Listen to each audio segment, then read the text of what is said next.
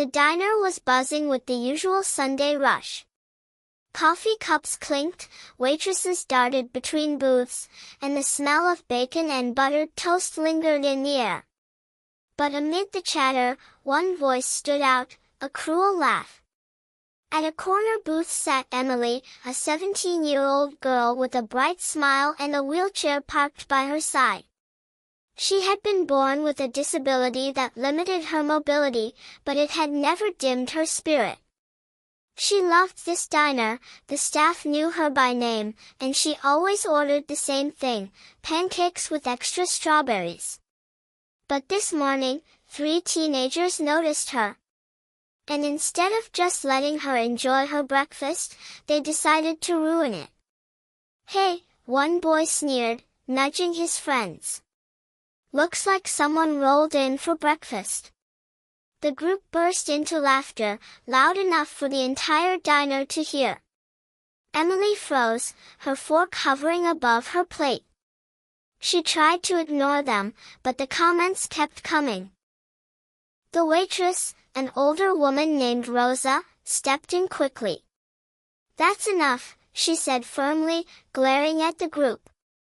"You're not welcome to talk like that in here." But the damage was done. Emily's cheeks burned with humiliation.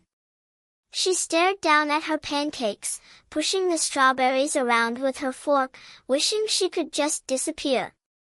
The teens eventually grew bored and turned their attention back to their phones, but the atmosphere had shifted. Everyone in the diner had seen the cruelty, and everyone had stayed silent. The bell above the diner door jingled. The air shifted as a tall figure stepped inside. He was impossible to ignore, a man in black leather, broad-shouldered, with a biker's jacket, heavy boots, and a presence that commanded attention.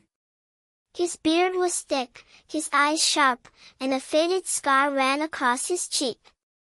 The diner went quiet for a moment.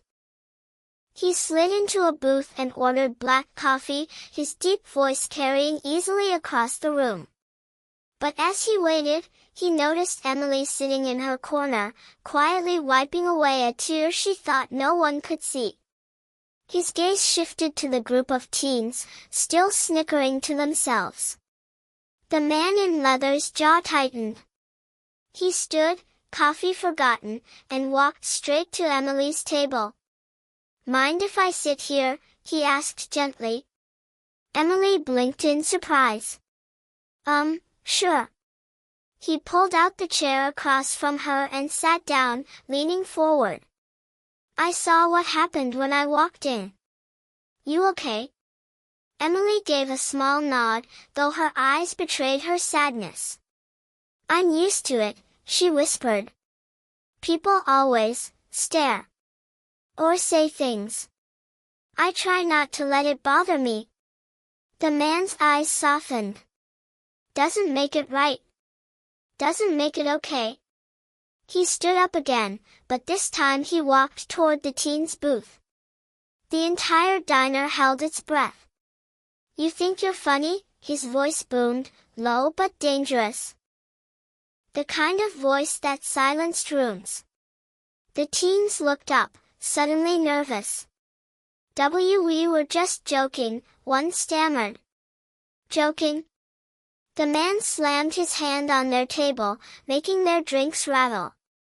"You humiliate a young woman in front of strangers, and you call that a joke? Let me tell you something, strength isn't about mocking someone who's different. Strength is protecting them. Respecting them. And you 3? You don't know the first thing about strength." The diner erupted in murmurs. Every pair of eyes was locked on the confrontation. The girl in the group rolled her eyes, trying to act tough. "What are you, her bodyguard?" The man smirked. "No.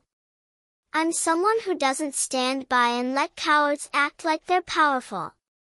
He leaned closer, his leather jacket creaking as he did. "And if you ever talk to her, or anyone, like that again, you'll answer to me."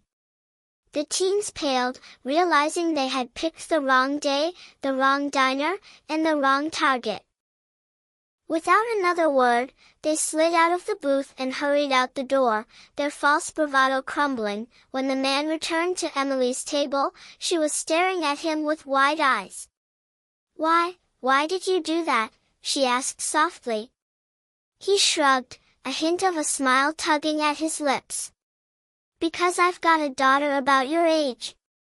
And if someone ever treated her like that, I'd want someone to stand up for her too." Emily's eyes filled with tears, this time not from hurt, but from gratitude. "Thank you," she whispered. The entire diner broke into applause. Rosa, the waitress, even brought over Emily's pancakes with extra whipped cream on the house. By the time Emily finished her meal, her spirit had lifted. She wheeled out of the diner with her head held a little higher, knowing she wasn't as alone as she sometimes felt. The man in leather paid for his coffee, left a generous tip, and gave Emily a wink as he walked out. "Don't let them break you, kid," he said. "The world's always gonna have people like them. But it'll also have people like us." The door shut behind him, the sound of his motorcycle roaring moments later. And in that small-town diner, people were left with a powerful reminder: sometimes karma doesn't come slowly. Sometimes, it walks in wearing leather.